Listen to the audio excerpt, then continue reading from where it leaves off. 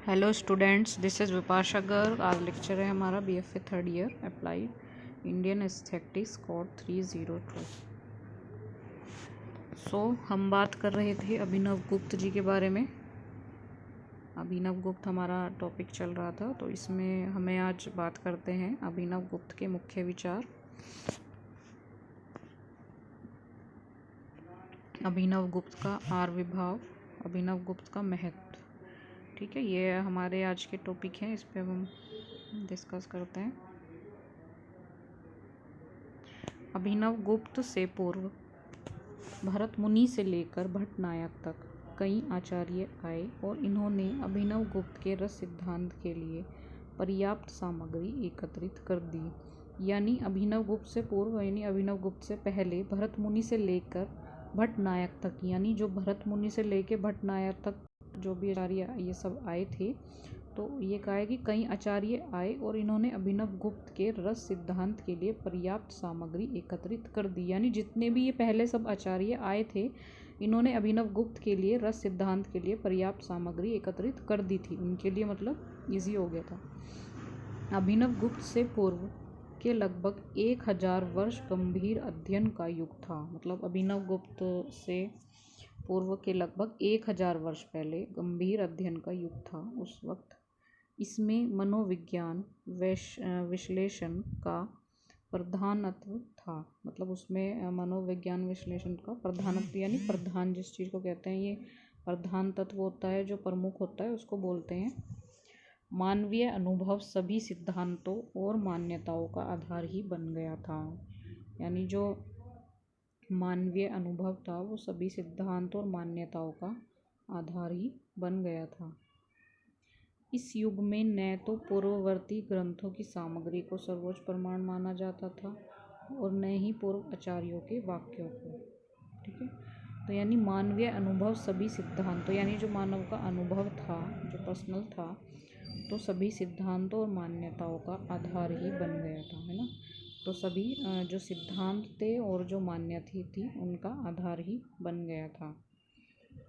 इस युग में न तो पूर्ववर्ती ग्रंथों की सामग्री को सर्वोच्च प्रमाण माना जाता था, यानी इस युग में न तो केवल जो पूर्ववर्ती ग्रंथ थे उनकी सामग्री को सर्वोच्च प्रमाण माना जाता था और न ही जो पूर्व आचार्यों के वाक्य थे, यानी यहाँ तक कि युक्तिवाद और तर्क का स्थान भी उतना महत्वपूर्ण नहीं रह गया। यानी मतलब इन्होंने बताया कि जो पूर्व आचार्यों के वाक्य थे वो भी मतलब यहाँ तक कि युक्तिवाद और जो तर्क का स्थान भी उतना महत्वपूर्ण नहीं रह गया था और सभी नए सिद्धांतों की रचना का प्रमुख आधार मानवीय अनुभव हो गया था। मतलब जितने भी नए सिद्धांत थे उनकी रचना का जो प्रमुख आधार था वो भी केवल मानवीय अनुभव ही हो गया था। ठीक है, तो अभिनव गुप्त से पूर्व भरत मुनि से लेकर भट्ट नायक तक जितने भी आचार्य आए, उन्होंने भरत मुनि के रस सिद्धांत के लिए पर्याप्त सामग्री एकत्रित कर दी थी। अभिनव गुप्त से पहले 1000 वर्ष पहले गंभीर अध्ययन का युग था। इसमें मनोविज्ञान विश्लेषण का प्रधानत्व था। मानवीय अनुभव सभी सिद्धांतों और मान्यताओं का आधार ही बन गया था। मतलब मानवीय अनुभव जो था वो सभी सिद्धांतों और मान्यताओं का आधार बन गया था। इस युग में न तो पूर्ववर्ती ग्रंथों की सामग्री को सर्वोच्च प्रमाण माना जाता था और न ही पूर्व आचार्यों के वाक्यों को। यानी उस युग में न तो जो पूर्ववर्ती ग्रंथों की जो सामग्री थी और जो पूर्ण जो आचार्य थे उनके वाक्य, मतलब किसी को भी सर्वोच्च माना नहीं जाता था। यहाँ तक कि जो युक्तिवाद और तर्क का स्थान जो वो भी महत्वपूर्ण नहीं रह गया था और जो नए सिद्धांत थे उनकी रचना का प्रमुख आधार मानवीय अनुभव हो गया था।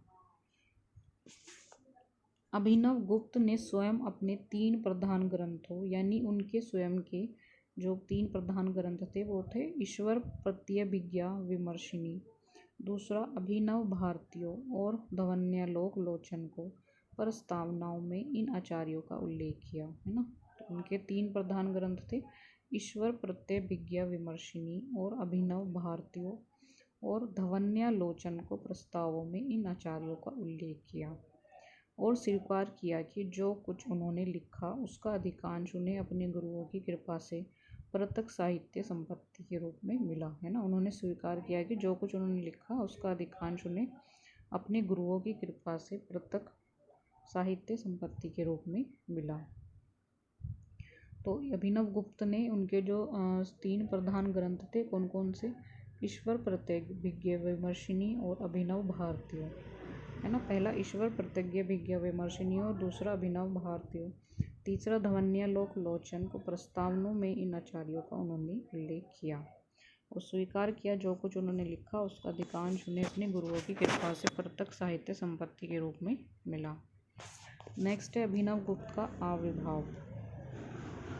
साहित्य के इतिहास के एक समृद्ध युग में अभिनव गुप्त का आविर्भाव हुआ।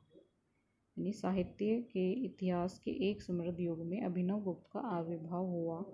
उनमें काव्य और दर्शन की प्रतिभाओं का दुर्लभ मिश्रण था। उनमें काव्य और दर्शन की प्रतिभाओं का दुर्लभ मिश्रण था। यानी जो साहित्य के इतिहास के एक समृद्ध युग में जो अभिनव गुप्त का आविर्भाव हुआ था उनमें काव्य और दर्शन की प्रतिभाओं का दुर्लभ मिश्रण था। उनका जीवन शास्त्रों के अध्ययन और व्याख्यान को समर्पित था। इनका जो जीवन था वो शास्त्रों के अध्ययन और व्याख्यान को समर्पित था। इसके अतिरिक्त उनका कोई और लक्ष्य नहीं था। वे दर्शन शास्त्र, तंत्र शास्त्र और काव्य लक्षण शास्त्र के विशेषज्ञ थे। मतलब ये विशेषज्ञ किसके थे? दर्शन शास्त्र के, तंत्र शास्त्र और काव्य लक्षण शास्त्र के। यानी जो हमारे शास्त्र हैं दर्शन शास्त्र, तंत्र शास्त्र और काव्य लक्षण शास्त्र, इनके ये विशेषज्ञ थे, है ना। तो साहित्य के इतिहास में एक समृद्ध युग में अभिनव गुप्त का आविर्भाव हुआ।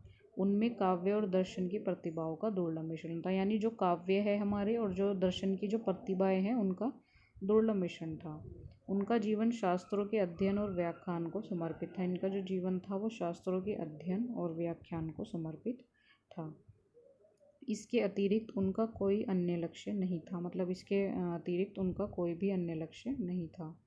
वे दर्शन शास्त्र, तंत्र शास्त्र और काव्य लक्षण शास्त्र के विशेषज्ञ थे, है ना। वे दर्शन शास्त्र के, तंत्र शास्त्र के और काव्य लक्षण शास्त्र के ये विशेषज्ञ थे।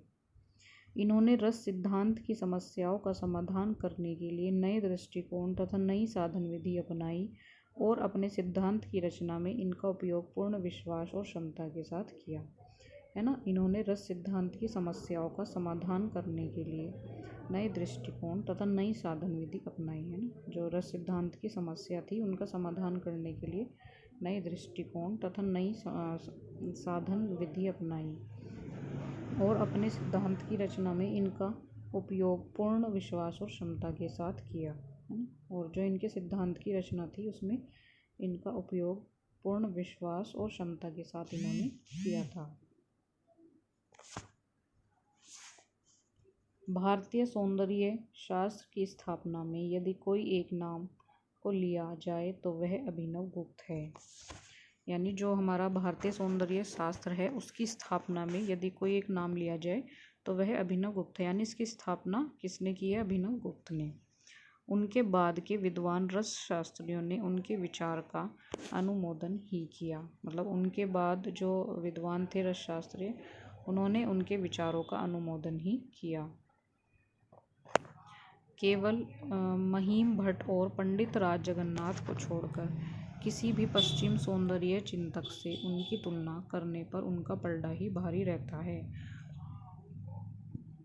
यानी जो महीम भट्ट हैं और पंडित राज जो जगन्नाथ हैं इनको छोड़कर किसी भी पश्चिमी सौंदर्य चिंतक से उनकी तुलना करने पर उनका पलड़ा ही भारी रहता है। यानी इन दोनों को छोड़कर जो महीम भट्ट हैं और जो पंडित राज जगन्नाथ है इनको छोड़कर अब अगर किसी भी जो पश्चिमी जो आपके वेस्टर्न जो सौंदर्य चिंतक हैं तो इससे अगर उनकी तुलना करते हैं तो पलड़ा भारी उन्हीं का रहता है इसमें, ये ठीक है। तो महीम भट्ट और पंडित राज को छोड़कर अगर कोई भी सौंदर्य चिंतक से तुलना करें तो पलड़ा भारी इन्हीं का रहता है, ठीक है। और इसकी भारतीय सौंदर्य शास्त्र की स्थापना करने में कोई नाम लिया जाए तो वो कौन सा है? अभिनव गुप्त। अभिनव गुप्त बहुविज्ञान चिंतक हुए। उनके लिखे 45 ग्रंथ अब तक उपलब्ध हैं। मतलब जो अभिनव गुप्त हैं वो बहुविज्ञान चिंतक हुए थे और इन्होंने 45 ग्रंथ लिखे थे, वे अब तक उपलब्ध भी हैं। उनके चिंतन के मूल विषय तत्व मीमांसा यानी मेटा भौतिकी और सौंदर्य दर्शन सौंदर्य शास्त्र ही रहे। इनके चिंतन के मूल विषय तत्व मीमांसा यानी मेटा भौतिकी और सौंदर्य शास्त्र यानी सौंदर्य शास्त्र ही रहे, दर्शन। इनमें पुराने विचारों की विवेचना के साथ नए विचार भी दिए गए। मतलब इनमें जो पुराने विचार थे उसकी विवेचना के साथ नए विचार भी दिए गए हैं। वे स्वयं किसी भी विशिष्ट मत के अनुयायी नहीं थे, फिर भी उनके दृष्टिकोण की शैवमत से समानता रही। यानी मतलब स्वयं वे किसी भी जो मत होते हैं उसके अनुयायी नहीं थे, पर इनका जो दृष्टिकोण था वो शैव मत की समानता रही है। तो आप सब लोग ये अच्छे से रीड कर लें। किसी को कोई दिक्कत हो तो जूम मीटिंग में डिस्कस कर लेंगे, मुझे बता देना आप।